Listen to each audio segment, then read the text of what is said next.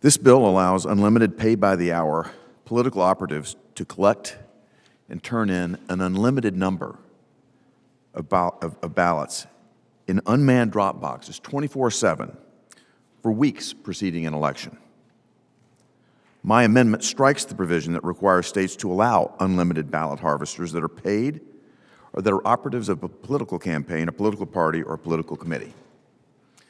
This really becomes all about funding payrolls and creating the largest possible machine of ballot harvesters who will go out and identify favorable voters and mass gather those votes door to door in densely populated areas, nursing homes, you can imagine. They can do this for weeks preceding the election. They do this not by earning the support of voters, by communicating positions on key issues. They do this by having a ground game that can attack on the ground, on the field, to harvest these ballots. You know, in 2018 in North Carolina, a congressional election was overturned for using just this type of scheme. Yet here we are today trying to pass this into law.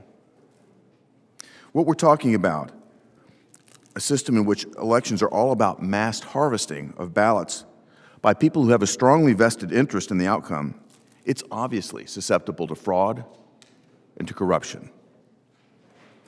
Would there be help completing these ballots? Would all ballots be turned in? These are very serious questions, questions that would destroy confidence of Americans in our system. I encourage you to support my amendment. Thank you. Would anyone like to speak on the amendment? I just have a question. Senator King. Senator, your amendment refers to page and lines. I'm not sure the pages are the same in the amendment. Can you give me a section that it amends? It may be the same. I'm not sure. Just get cut off here. I just want to find the Page 203, lines 13 through 16. Okay, let me.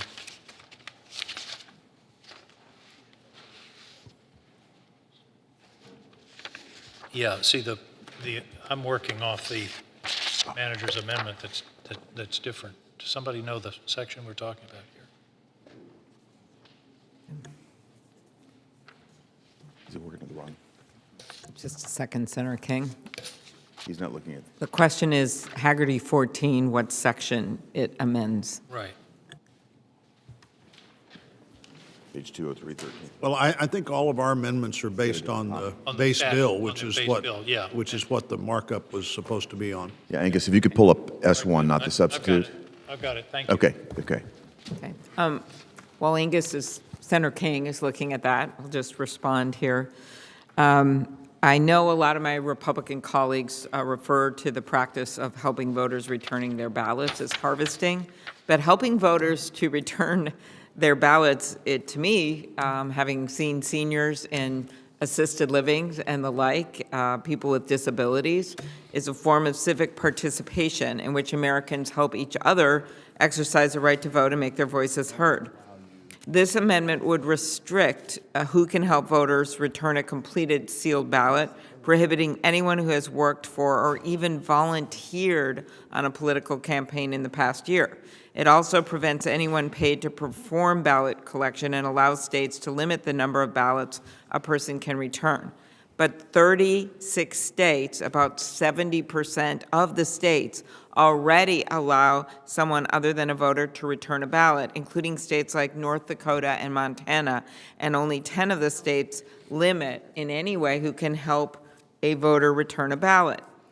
The For the People Act would ensure that voters can designate someone to return their ballots after they're completed and sealed, prevent states from limiting how many ballots a person can return, and prevent anyone from receiving compensation based on the number of ballots returned. Ballot collection is essential for, 1, voters with disabilities and elderly voters, including those in assisted living, who may face obstacles to delivering their ballot. I think everyone knows someone like this. And not all these individuals will have certified caregivers, even though they may require assistance with returning their ballot.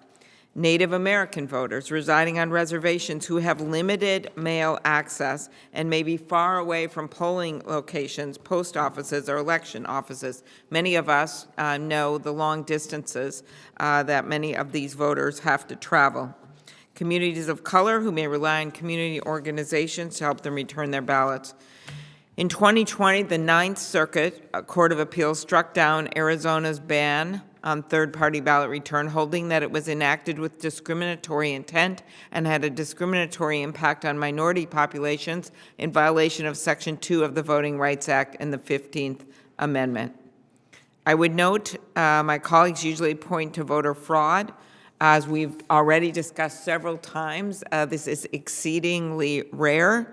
I know one example that is used, there was an immediate prosecution involving a Republican candidate, and I just don't think that that should be the reason that we would deny senior citizens who are in assisted living or people with disabilities the ability to have someone bring their votes in, as is happening right now in 36 states.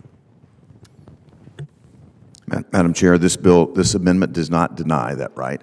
In fact, family members, caregivers certainly can help and assist, and states are addressing this on their own. This should not be about opening the floodgates for paid operatives, for campaign workers to go into these facilities and harvest ballots. States are addressing this on a case-by-case basis. That's a far better venue for this to happen. Madam Chair. Senator Padilla. If I may, look, Senator Hagerty, I appreciate your concern. I think the amendment is off base. As we are deliberating here, it's multiple important perspectives. We're reminded of the law. We're reminded of the perspectives of elections administrators, candidates, poll workers, et cetera. But let's not forget the most important perspective of all, and that is of the voter. Right? I think we all learned in high school government class that our democracy works best when as many eligible people participate. So our job is how do we facilitate that? Maintaining the security and integrity of our elections, of course, but maximizing access to the ballot and participation, right? That's the balance we're trying to strike. And so the reason I remind us of that, you know, this term ballot harvesting, we know is charged. Here's what's really happening. What options do voters have to be able to cast their ballot? Increasingly, in many states, are adopting the proven best practices. Yes, for many years, people showed up on election day and voted. It's even more convenient when you have multiple days during which you can vote in person.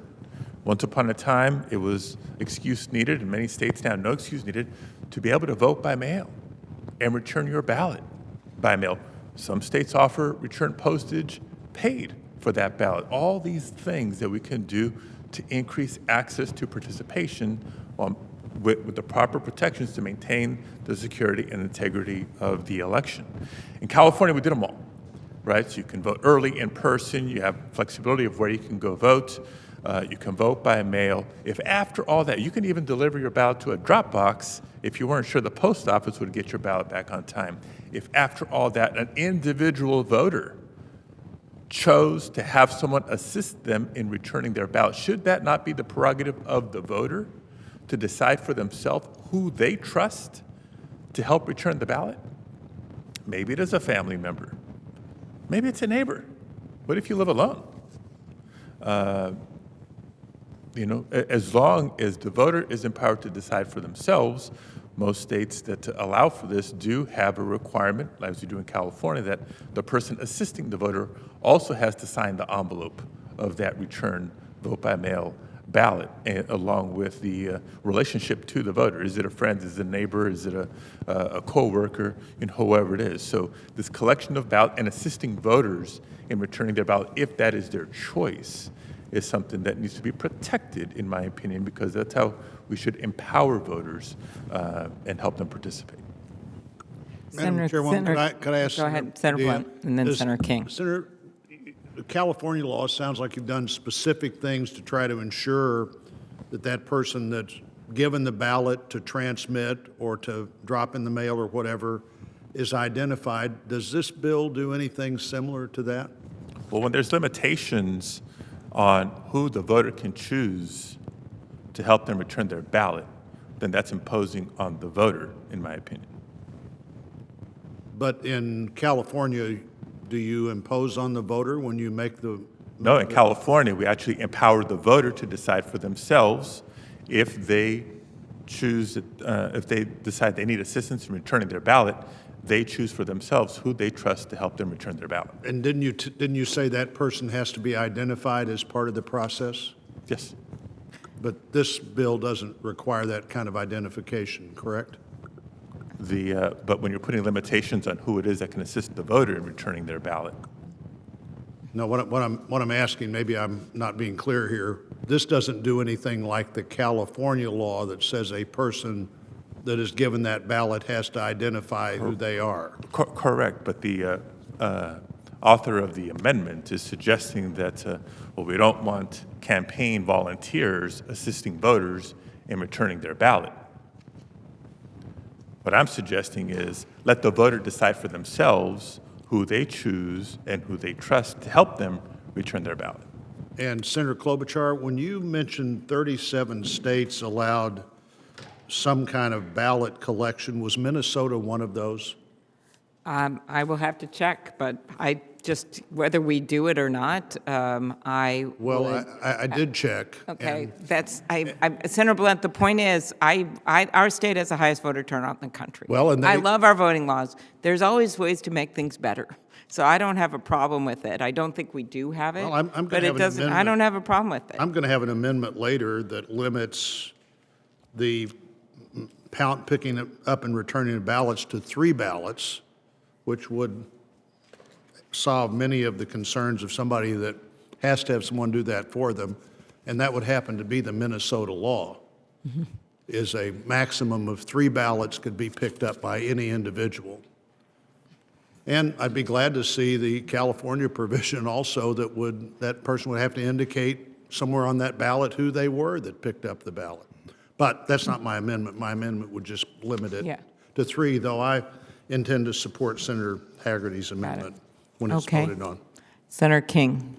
Senator Hagerty, I understand your amendment, and I think the bill attempts to deal with the issue that you're talking about by clearly saying you can't pay somebody by the ballot brought in. That's an invitation to abuse. Your amendment, though, says they can't be anybody employed by or volunteer for a political campaign, political committee, or similar organization during the 1-year period ending on the date of the designation. My problem is the word volunteered. Would you consider accepting a second-degree amendment that simply said the ballot has not been employed by a political campaign, political committee, and strike the word "or volunteered"? Well, respectfully, I've just come off of a campaign, and our job was to build the biggest field of volunteers that we possibly could. We managed those with paid campaign leadership. And this is opening the floodgate, Senator, to create a ground game that's all about ballot harvesting. I appreciate the senator from California's deep experience and perspective on this, but my concern has to do with security. We talk about access. I'm not against access. I want people to be able to vote. But this concerns me greatly because I know the energy that goes into a campaign, and I know what will happen. This will translate into a ground game about ballot harvesting, about hitting the most densely populated areas. What type of help will these voters receive? But as I read your amendment, you can still have a person bring in an unlimited number of ballots as long as they're not employed by or volunteering in the campaign, right? That's If a person is a family member, if a person is a caregiver, that sort of thing, that would be fine, but not a campaign operative, whether they're employed by the hour, which they can be paid by the hour as a matter of clarity, whether they're paid by the unit or by the hour, they're still being paid. Or, as I mentioned, you can build a whole team of volunteers that report to paid operatives. I also want to note that nothing in this bill would stop California from requiring that the ID be known. There's no language that would stop that from happening, or any other state. And I'll reiterate, Madam Chair, you want to take the pressure off ballot collection efforts. Let more people vote by mail. Provide multiple days of voting in person. Provide flexibility of when, where, and how to vote, and people would be less reliant on needing assistance in returning their ballot. Okay, Senator Merkley. Thank you, Madam Chair. The integrity of the ballot is very important, and that's why this bill says that if you collect the ballot, it has to be sealed. Now, in some states, you have to sign your signature on the ballot across that seal, which some states choose to do that, some states don't. Those are common sense ways to make sure that what happened in North Carolina doesn't happen. What happened there wasn't a problem with somebody collecting ballots and turning them in. It was collecting unvoted ballots, unsealed ballots, voting the ballots, multiple felonies every single time that was done in that operation. It was a felony, and so vigorous prosecution and application of the law, as well as simple things that states could adopt beyond the requirement to be sealed. You know, it's in my state, because we've had vote by mail for a long time, it's not unusual for groups to get together and discuss issues, vote those issues, and have somebody go turn in those ballots, including for churches to do this. I think under freedom of association, that beautiful concept embedded in our Constitution, if a person wants to have somebody carry their ballot and drop it off with proper protections, like the envelope has been sealed, with a signature that matches the signature database to make sure it's secure, that we shouldn't take that fundamental right away. I'm not even sure the courts would sustain this unless there was evidence that it was addressing a critical flaw. And when we look at states like Oregon that have vote by mail, Utah that has vote by mail, we simply haven't seen this be a problem. We have seen this one case in North Carolina, and the prosecutions followed, and the revote occurred. But the answer to those felony crimes in North Carolina isn't to strip right of association away from voters who want to enable someone else to drop off their ballot. Senator Cruz. Several senators have made reference to the integrity of elections. I want to commend Senator Hagerty for this amendment. I think it's a very good amendment. And I think if members of this committee are concerned about the integrity of elections, you should vote in favor of it. Ballot harvesting is a particularly corrupt practice. There is a reason that 31 states restrict or prohibit ballot harvesting.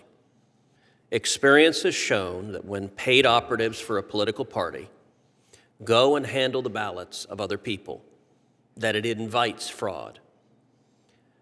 Numerous Democrats on this committee and many of their spokespeople in the media say fraud never occurs. Well, I can tell you of a case that is pending right now in the state of Texas of a woman who was indicted on over 100 counts of voter fraud for working in a nursing home and collecting ballots from residents of that nursing home, some of whom are alleged to be not competent to cast those ballots. One of the reasons you don't want a paid operative for the DNC or RNC going to a nursing home is there's some people that are no longer at a position to be able to make a choice, but an unscrupulous operative can put the ballot in front of them and can have them cast the vote whichever way they're paid to have them cast the vote. Not only that, there is a second avenue for the theft of votes, which is if you have an unscrupulous operative on the payroll of a political party, if you do have a resident, say in that nursing home, who casts a vote in a way they don't like, there is nothing to prevent them from taking that vote and throwing it in the trash and saying, nope, sorry, you voted for the wrong guy, so your vote will never be submitted. I'm only going to submit the votes that vote for the candidate I'm favoring. And I would point out that when it comes to ballot harvesting, this is not just me saying this. I want to read to you a quote. State and local jurisdictions should prohibit a person from handling absentee ballots other than the voter, an acknowledged family member, the U.S. Postal Service, or other legitimate shipper or election officials. And I want to continue to read. The practice in some states of allowing candidates or party workers to pick up and deliver absentee ballots should be eliminated. Now, based on the discussion here, that was clearly the rantings of some right-wing voter suppression individual. That actually is a quote from the Carter-Baker Commission, chaired by Democratic President Jimmy Carter, that identified, in fact, let me continue the Carter-Baker Commission, what they said about ballot harvesting. To reduce the risk of fraud and abuse in absentee voting, prohibiting third-party organizations, candidates, and political party activists from handling absentee ballots. That's the recommendation of the Carter-Baker Commission. Now, unless the Democrats on this committee want to assert that Jimmy Carter is a secret undercover Republican engaged in voter suppression, I would suggest you should listen to that recommendation. And one of the reasons why I and so many others are calling this bill the Corrupt Politicians Act is the recommendations of the Carter-Baker Commission that concluded voter fraud is real, it is a problem, it has affected the outcome of elections. There are a series of recommendations from the Carter-Baker Commission on how to reduce voter fraud. This bill, the Corrupt Politicians Act, ignores every one of them and, in fact, expands the practices that President Jimmy Carter identified as contributing to fraud. If we care about the integrity of elections, then we should not disregard the written recommendation of Democratic President Jimmy Carter. We should not encourage paid operatives, and whether they're paid by the ballot or simply paid a salary to go in and collect ballots, it is inviting fraud. And if Senator Hagerty's amendment is rejected, that will mean this committee is looking at the recommendations of President Carter and concluding we want to do the things that will increase fraud and undermine the integrity of elections. I think that's a bad idea. Okay, anyone else? Should we vote on the amendment? Senator Feinstein. No by proxy. Senator Schumer. No by proxy. Senator Warner. No by proxy. Senator Leahy. No by proxy. Senator King. Senator King. Senator Merkley. Senator Padilla. Senator Oshoff. No. Senator Blunt. Votes yes. Senator McConnell. Aye. Senator Shelby. Aye by proxy. Senator Cruz. Senator Capito. Aye by proxy. Senator Wicker. Aye by proxy. Senator Fisher. Senator Hyde-Smith. Senator Hagerty. Aye. Chairwoman Klobuchar. No. 9 ayes, 9 noes. The amendment is not adopted. Next up,